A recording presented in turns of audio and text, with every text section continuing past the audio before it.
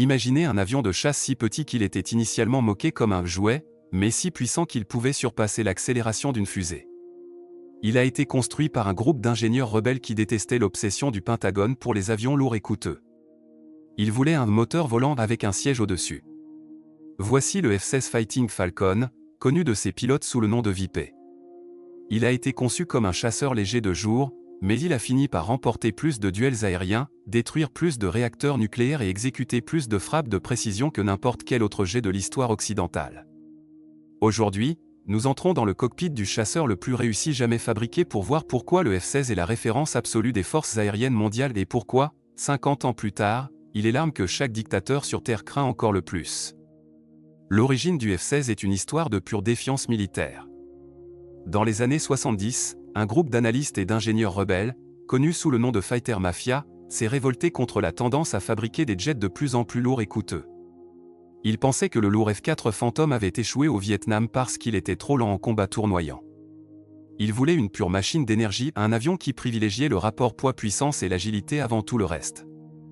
General Dynamics a pris cette philosophie et a construit le YF-16, un jet si radical que lors de son premier test de roulage à haute vitesse, il a accidentellement décollé parce qu'il voulait simplement voler. Concevoir le F-16 a nécessité un chef-d'œuvre d'aérodynamisme instable. Pour en faire l'avion le plus agile du ciel, les ingénieurs l'ont rendu aérodynamiquement instable. Sans son système de commande de vol électrique effectuant des milliers de micro-ajustements par seconde, le F-16 se désintégrerait ou tomberait du ciel. C'était le premier jet de série à utiliser la stabilité statique relaxée, transformant un défaut dangereux en un avantage mortel. Il réagit au toucher du pilote avec un délai de 0 seconde, se lançant dans un virage avec une violence qui fait paraître ses rivaux comme s'ils volaient dans du miel. Le cockpit du Vipers est l'espace de travail le plus célèbre de l'histoire de l'aviation. Contrairement à la vision en tunnel des anciens jets, le F-16 dispose d'une verrière en bulle d'une seule pièce sans aucun cadre métallique. Les pilotes décrivent la sensation comme étant assis sur une chaise au milieu du ciel. Pour aider le pilote à survivre à la force écrasante de 9G, ce qui ressemble à un éléphant assis sur votre poitrine, le siège est incliné à 30 degrés. Cela permet au sang de circuler plus facilement vers le cerveau, évitant le voile noir. C'est un chef-d'œuvre d'ergonomie où chaque bouton est placé exactement là où la main tombe naturellement. L'un des tests initiaux les plus célèbres du F-16 impliquait un combat simulé contre le beaucoup plus grand F-15 Eagle. Le petit F-16 était tellement plus manœuvrable qu'il a passé tout le combat collé à la queue du F-15, prouvant que plus grand ne signifiait plus meilleur. Cela a choqué les dirigeants de l'Air Force, qui avaient tenté d'annuler le projet plusieurs fois. Ils ont réalisé que pour le prix d'un seul intercepteur lourd, ils pouvaient avoir 3 Vipers presque impossibles à toucher. C'était la naissance de la stratégie du mélange au bas qui a défini la puissance aérienne américaine pour le demi-siècle suivant. Quand le F-16 est officiellement entré en service à la fin des années 70, c'était un chasseur pur, construit pour le combat rapproché. Mais la cellule était si bien conçue qu'elle est devenue une éponge numérique, capable d'absorber chaque nouvelle technologie. Des capteurs de vision nocturne aux bombes guidées par satellite, le F-16 est passé d'un simple bagarreur de jour à un prédateur multirôle de premier plan. Il a prouvé qu'un excellent design n'a pas de date d'expiration, il a seulement un chemin vers l'évolution absolue. Le statut légendaire du F-16 a été forgé non pas par les Américains, mais par l'armée de l'air israélienne en 1981. C'est le moment clé de son histoire, l'opération Opéra. Israël a réalisé que Saddam Hussein construisait un réacteur nucléaire à Osirak, et il n'avait qu'une chance de l'arrêter. Ils ont choisi le F-16 parce que sa grande vitesse et sa petite taille en faisaient le seul jet capable de voler à très basse altitude à travers le désert et de survivre aux défenses aériennes irakiennes.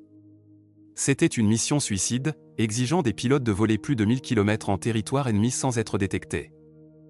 Le vol était un chef-d'œuvre de tactique fantôme. Les 8 F-16 ont volé si bas qu'ils étaient littéralement sous les faisceaux des radars irakiens, rasant le sol du désert à 800 km/h.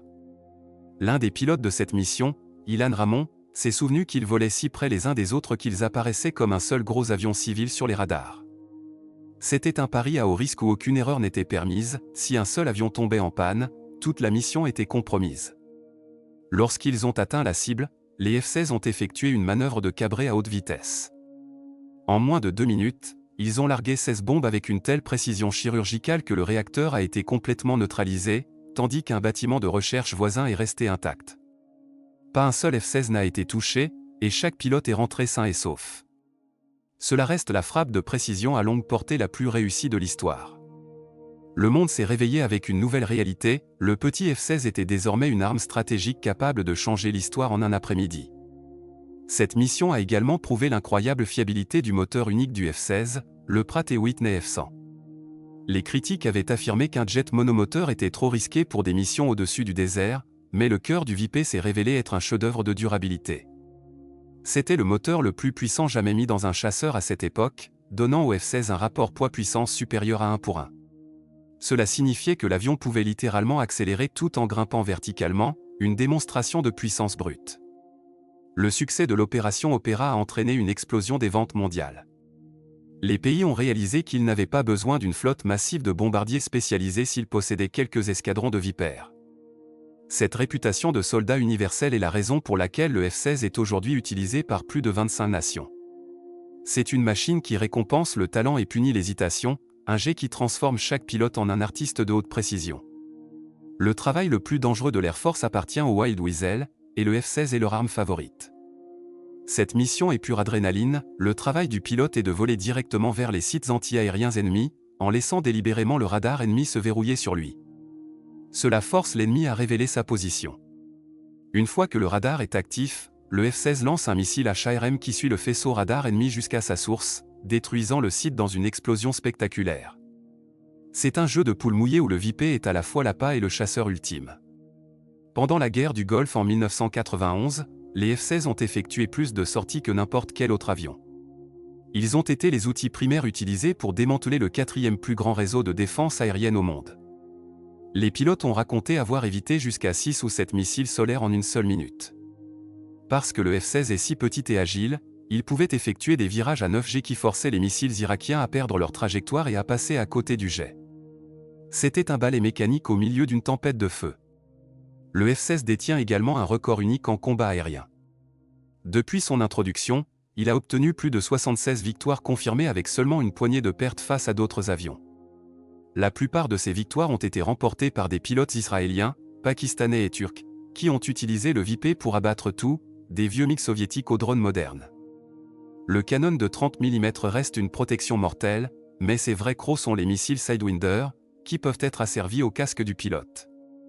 Ces dernières années, le F-16 est au premier plan du conflit en Ukraine, où il est devenu un symbole d'espoir.